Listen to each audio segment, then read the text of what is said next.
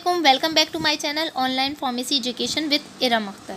This is a channel that provide an opportunity to learn and get information. आज का जो हमारा topic है वो है डायबिटीज़ मिलाइटस।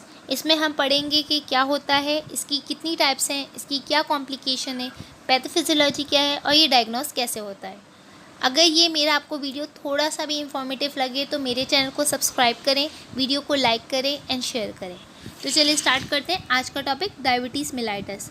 डायबिटीज़ मिलाइटस एक मेटाबॉलिक डिसऑर्डर है जिसमें ब्लड में high amount of sugar present होती है, जिसकी वजह से एबनॉर्मलिटीज़ आती हैं कार्बोहाइड्रेट, फैट और प्रोटीन के मेटाबॉलिज्म में, जो कि कॉज करता है डिफेक्ट इंसुलिन की सिक्रीशन में और इंसुलिन की सेंसिटिविटी में।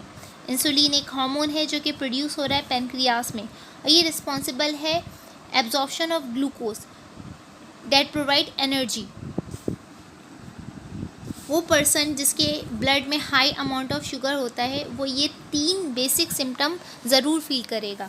नंबर 1 यूरिनेशन बढ़ जाएगी, नंबर 2 प्यास बढ़ जाएगी, नंबर 3 भूख बढ़ जाएगी।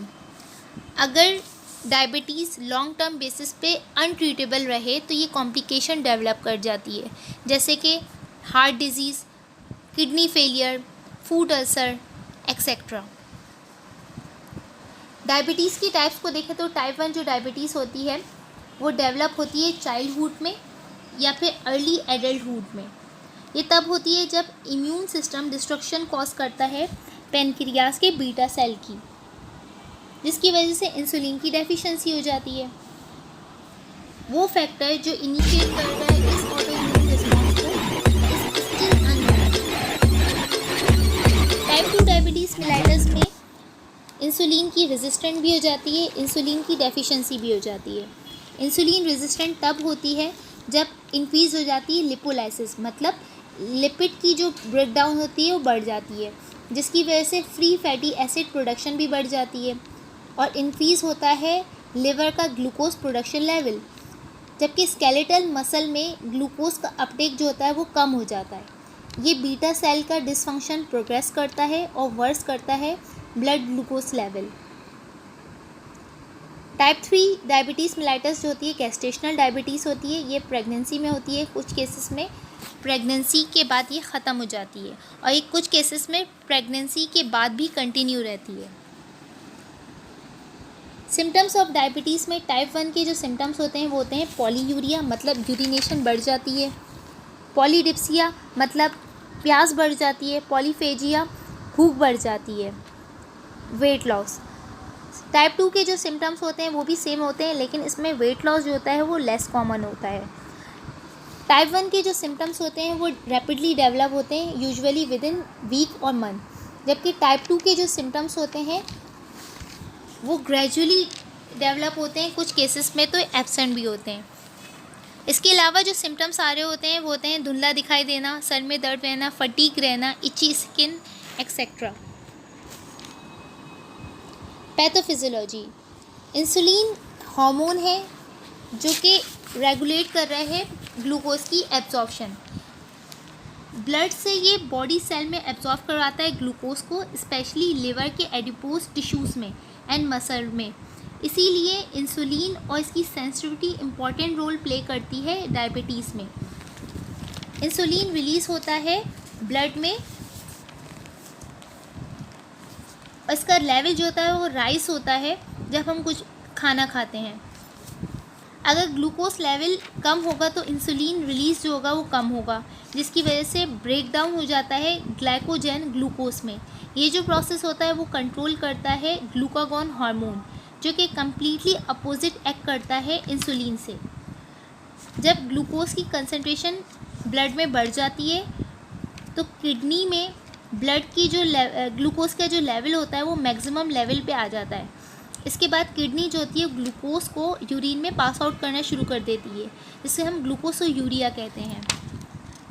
इसकी वजह से ऑस्मोटिक प्रेशर जो होता है वो यूरिन का बढ़ जाता है और इंक्रीज़ हो जाता है यूरिनेशन।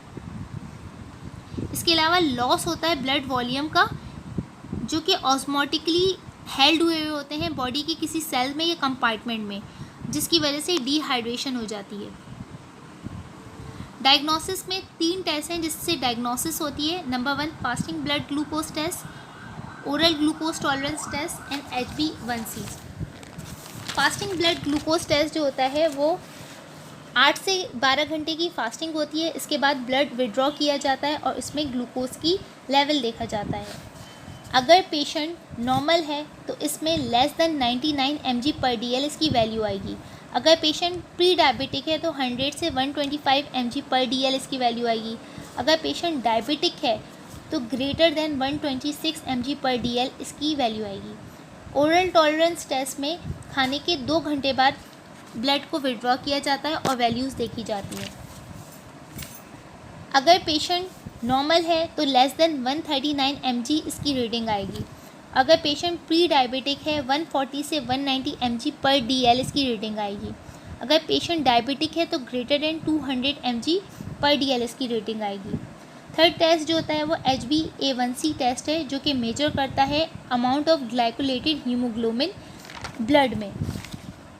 इसकी जो वैल्यूज़ हैं, नॉर्मल जो वैल्यू है वो है 5.7।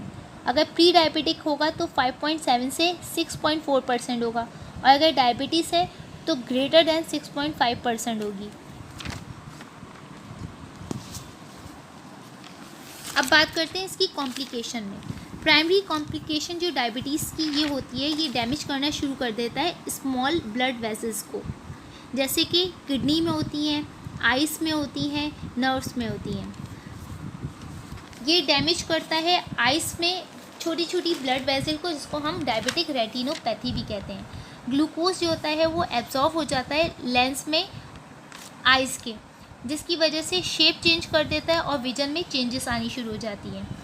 ये कॉज कर सकता है ब्लाइंडनेस या फिर विजन लॉस हो जाती है। इसी तरह से ये किडनी में भी स्मॉल वेसल को डैमेज करता है, जिसकी वजह से यूरिन प्रोटीन लॉस होता है और कुछ क्रॉनिक कंडीशंस में ये रिक्वायर करता है डायलिसिस या फिर किडनी को ट्रांसप्लांट भी करना पड़ता है। इसके अलावा ये डैमेज करता है नर्व बॉडी की, जिसको हम न्यूरोपैथी कहते हैं, जिसका जो सिम्टम्स होते हैं वो नमनेस या पेन, टिंगलिंग। डायबिटीज़ में फूड अल्सर जो होता है वो बहुत कॉमन होता है। डायबिटिक पेशेंट की जो हीलिंग प्रॉपर्टी होती है वो बहुत स्लो हो जाती है, जिसकी वजह से वो जो इन्फेक्ट पार्ट होता है वो डिफ़िकल्ट टू ट्रीट होता है, जिसकी वजह से हमें वो रिमूव करना पड़ता है वो पार्ट।